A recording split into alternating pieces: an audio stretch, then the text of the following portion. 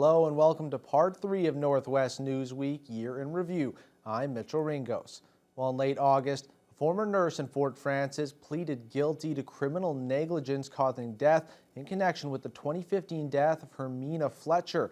Lindsay Coyle had been stealing the 76-year-old patient's pain medication for personal use. Adam Reilly had that story.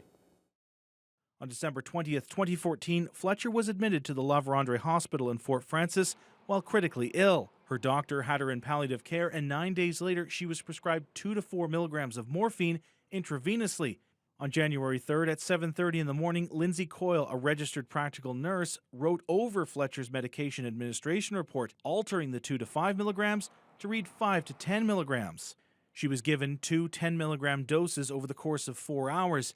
She began to progressively lose consciousness throughout the night, and at approximately 6 a.m. on January 4th, 2015, Hermina Fletcher was dead.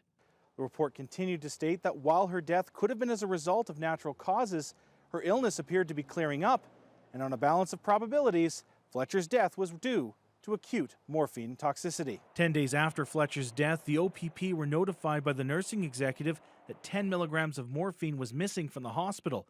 A later audit would show a total of 700 milligrams of the opiate was missing. Interviews with staff determined Coyle was responsible for signing out the morphine, and Coyle admitted to stealing it for her own use and using it while on duty. She was fired on January 28th and surrendered her nursing license almost 1 year later. Initially charged with second-degree murder, Coyle has now pled guilty to criminal negligence causing death. Douglas Judson is representing the family in a $3 million civil suit against Coyle and her former employer, Riverside Healthcare, which operates a La Vérendrye hospital. He says the disturbing nature of what took place has had an effect on the family, and closure is needed. This is a very significant crime for any community, but especially for a small one where everyone knows one another. Everyone trusts that their healthcare professionals and their hospitals are properly administered and providing appropriate oversight. It needs to be taken into account that this was a person, a professional, in a position of public trust and authority who abused that trust for their personal ends and abused that trust against a vulnerable person in their care. Adam Reilly, TBT News. A disturbing video came to light in September, which appeared to show a police officer assaulting a First Nation man in Slate Falls. Anishinaabe police declined to comment as the incident was being investigated by the OPP.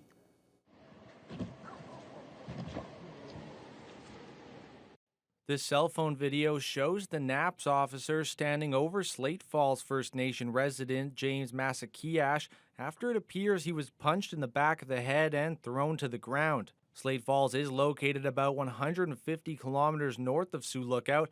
Masakiash's sister, Miriam Cook, was in another northern community at the time. She says relatives have called NAPS to bring her brother home after he had too much to drink, something NAPS officers normally do peacefully. When they're called to residence and they take them home, talk to the person and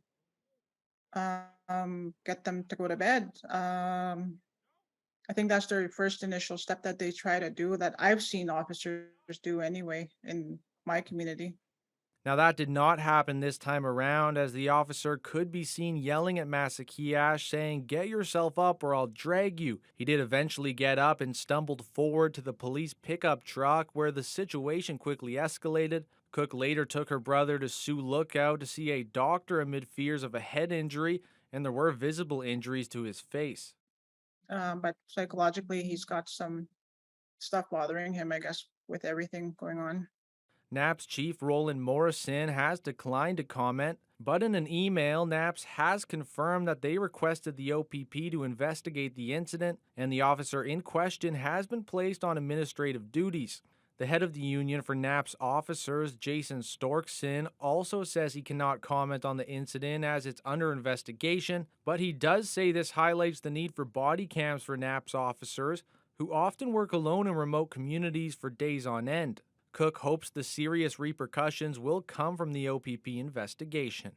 Our young First Nations people from officers who use excessive force like this in the video footage. And I speak up on behalf of everyone who may have encountered something like this. And I'm sure there's more out there.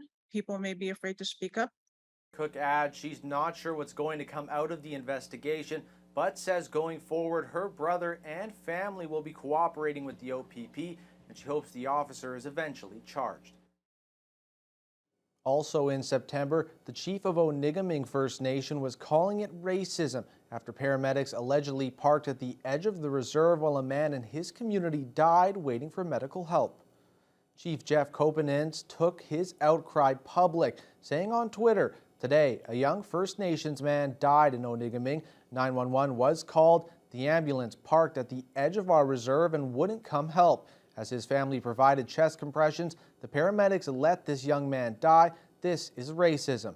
This photo allegedly shows the ambulance parked outside the community.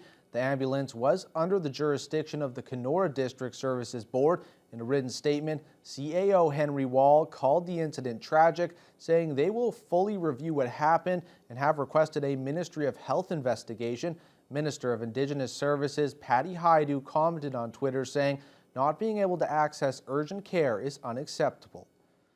The Musselwhite Mine celebrated its 25th anniversary in September. The remote gold mine owned by Newmont has produced 5 million ounces of gold since it opened in 1997. Lee Noonan was at Musselwhite for the anniversary event. The Musselwhite mine began production a quarter century ago. The mine's new general manager, Mark Kiesling, says it was that lengthy lifespan, as well as the mine's community values, that drew him to the job. 25 years ago, this mine was kind of a founding operation around Indigenous partnerships. So we got the Musselwhite Agreement put in place, and that's gotten strong community relations. Frank McKay is council chair and CEO of Wendigo First Nations Council, which represents 2 of the 4 communities that are signatory to the Musselwhite Agreement. He was present during the original negotiations. The elder, late Norman Patayash, whose treaty was that, he had a vision that this would be a good thing for his community. McKay says jobs, training, and business opportunities at the mine have indeed benefited the local communities, but that more needs to be done to support workers and make long-term employment more viable. He also wants to see the compensation for displaced trappers updated in keeping with the cost of living. The MPP for the area, Saul Mamakwa, echoes the sentiment, saying he's here to celebrate the mine's history, but that there's always room for improvement. I see the housing conditions, the poverty that exists within the First Nations, and again, that's why I say we need to do better. We can do better. We must do better. Kiesling says community partnerships have helped the mine as well as the First Nations, saying those relationships are one high point from the mine's history, along with reaching the 5 million ounces mark and the mine's sheer longevity. Some mines don't even make it 10 years, but to have a mine with 25 years and a runway ahead of us to continue to produce is really fantastic, and it's exciting. Some of the lows, certainly the past few years in the pandemic has been tough on the operation, and then back in 2019 we had a conveyor fire, and that's been certainly a low. The ups and downs over the years have also included several tragedies at the mine site. We spoke to some longtime mine workers about the early days here at Musselwhite.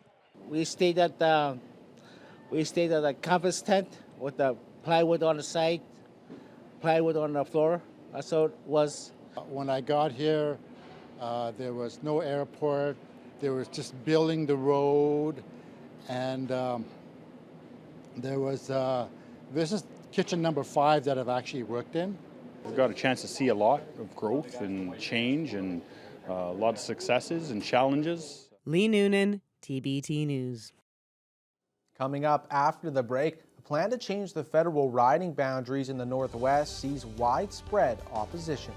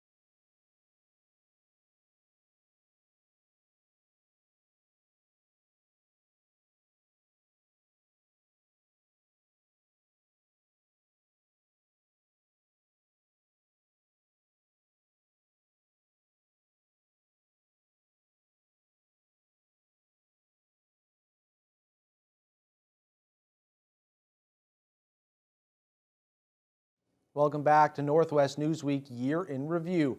While reaction was very negative regarding the proposed federal riding changes in this region, a pair of in-person public hearings on the new boundary proposals were held in early October in Sioux Lookout and Kenora. Lee Noonan had that story. The Federal Electoral Boundaries Commission for Ontario faced polite but unwavering objections from public and politicians gathered at the Sioux Lookout Legion. The independent panel of 3 is tasked with divvying up the province into exactly 122 ridings, each with a population as close as possible to the provincial quota of about 160,500 people. In balancing voter parity, against other factors, which are communities of identity, communities of interest, historical pattern, and geographic size. We can also have some deviation from the quota. The proposed changes would see the northernmost parts of the province grouped together into one riding, Kiiwetinoong-Mushkegowuk, stretching from the Manitoba border to the James Bay coast. It would include Sioux Lookout and Red Lake, while Kenora and Dryden would become part of a new Kenora-Thunder Bay-Rainy River riding. Sioux Lookout Mayor Doug Lawrence spoke out against the proposal. We prefer the status quo or a riding that includes the districts of Rainy River and Kenora, and lets the city of Thunder Bay and East figure it out. That would be, there's so many common interests in those 2 districts, so much common governance, regional governance already. Lawrence is concerned the municipality's interests would be too different from those of the First Nations that make up most of the Kiiwetinoong-Mushkegowuk riding, while at the same time saying the needs of the small town would be swamped if it had to share an MP with the city of Thunder Bay. MP Marcus Pulowski, who traveled from Thunder Bay to speak at the meeting, expressed concern that the diversity of issues and the sheer amount of travel required would be a challenge for anyone to cover. I went to an event in Big Grassy a few weeks ago. I had to get up at 7 a.m. I stopped for Tim Hortons in Fort Francis on the way and coming back. We spent an hour there. I got home at 9 p.m. A lot of that time there's no cell phone coverage, there's no internet. It's basically downtime. If there was a vote, like there was a vote today, I had to stop in Uppsala. Both Pulowski and Kenora MP Eric Melillo say their biggest concern is for the quality of representation for local citizens. Melillo, whose current riding would be split between the 2 new ridings, addressed the commission in Kenora on Tuesday. Whether it would be Marcus, me, or someone else representing a riding like that, obviously there'd be challenges servicing that riding in terms of where you'd put your constituency offices and where people would have access to. For anyone who would still like to say their piece, written statements are being accepted until October 29th. Lee Noonan, TBT News. Also in early October, Grand Council Treaty 3 and the Nuclear Waste Management Organization signed an agreement that would see nearly $6 million in funding go to Treaty 3 to support a range of initiatives. There is already some backlash, however, against the deal, with one chief taking to social media to air his objections, but the head of Treaty 3 is welcoming the funding. Today, we mark the signing of this agreement in order to continue to build tools in recognition of the jurisdiction of Manitoki Nakonigewin and the relationship the Anishinaabe Nation in Treaty 3 holds with the lands and water through the development of a Treaty 3 project assessment process. The announcement was live streamed during the Treaty 3 Chiefs Fall Assembly. Ogichita Francis Kavana asserted that the agreement does not imply their consent to bury nuclear waste. Instead, the funding will be used to hire experts on the nuclear file and develop a project assessment tool. It will also support a variety of language and cultural programs, outreach, and education. Chief Jeff Kopanis of the Ojibways of Oneigaming spoke against the agreement. And I understand.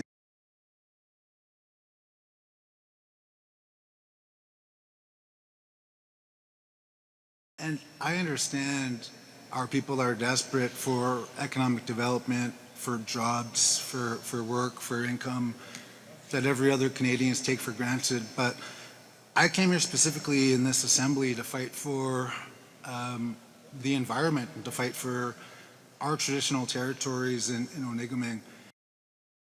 Kopanis leaked what appears to be a copy of the agreement to social media, along with a list of his concerns, saying we should not accept approximately $6 million today from the Nuclear Waste Management Agreement and pretend this agreement isn't about the project proceeding. In a written statement, NWMO Vice President Lise Morton said the funding agreement with Treaty 3 will, quote, help ensure that their members have access to the information they need to develop an informed point of view about Canada's plan for the safe, long-term management of used nuclear fuel. The NWMO plans to select a site for the nuclear waste repository in 2024. On October 22nd, new mayors and councils were elected in many of the cities and towns across the Northwest. Jonathan Wilson had this rundown of the winners in the mayoral races. Councillor Paul Malashewski is now the mayor in Terrace Bay after defeating two-time mayoral candidate Gino LeBlanc.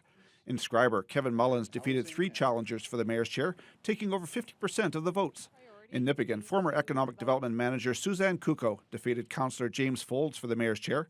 In Manitouwadge, Councillor Jim Moffat is now in the top seat after defeating two-time Mayor John McEachern, who finished way back in third.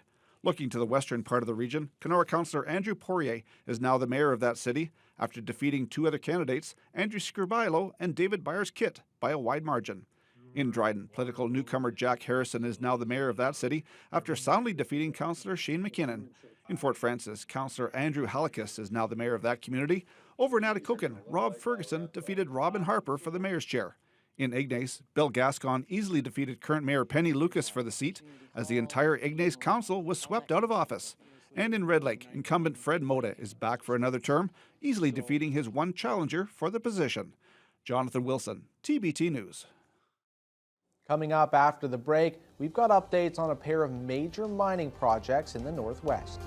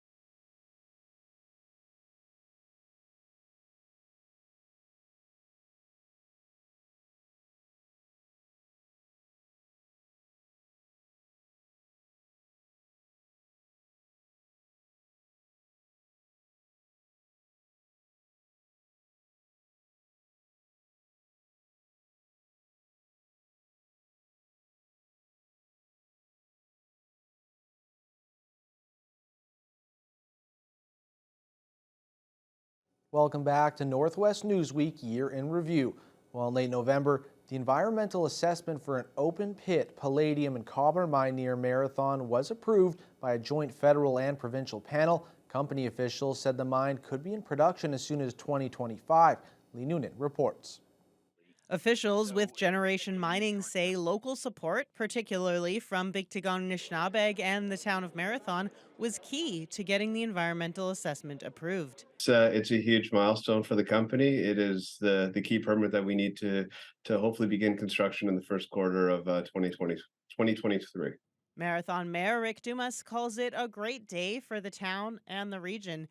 He's anticipating a serious economic boost for the area. This is now going to bring the stability for our children and future economic growth in our communities.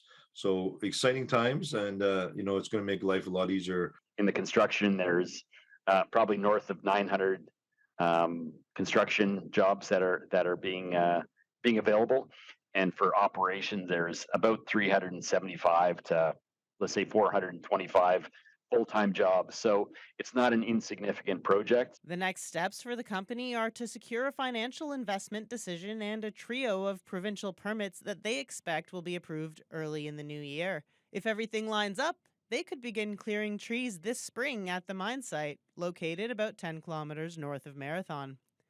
The palladium, copper, and platinum deposits identified at the site are all considered critical to the production of electric vehicles and other modern technologies. And this is a good story for Ontario, for the critical metal strategy. It is a good outcome for the federal Canadian governments as they have a mandate to support critical metals. The province of Ontario and the federal government, we work very well together, and now we're going to have the next critical metal mine built in Canada. The environmental assessment comes with 269 legally binding conditions to protect the environment, including waterways and at-risk species.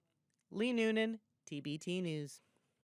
Meanwhile, construction on the Greenstone gold mine passed the halfway mark in early December. Company officials say they're still on budget and on schedule and planning for the first gold pour in 2024. Jonathan Wilson reports. Significant progress has been made over the past year regarding the construction of the Greenstone gold mine. Deputy Project Manager Christine Petch explains that the permanent effluent water treatment plant is now up and running, already processing water from the site before discharging it into Conogamissus Lake.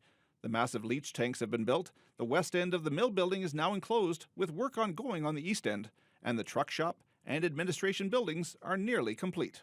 The next big milestones for the project really involve around getting the buildings closed and starting to move and start working with our mechanical, electrical, and piping inside of the buildings. So previously, like over the last year, we've focused mostly on earthworks and civil and getting the foundation and starting to get the steel up for the buildings.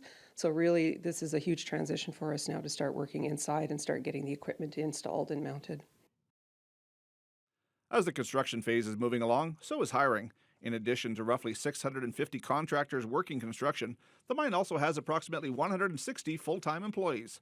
Petch says just over 40% of the mine's current employees are local, and they're looking to hire nearly 300 more people as they ramp up towards production.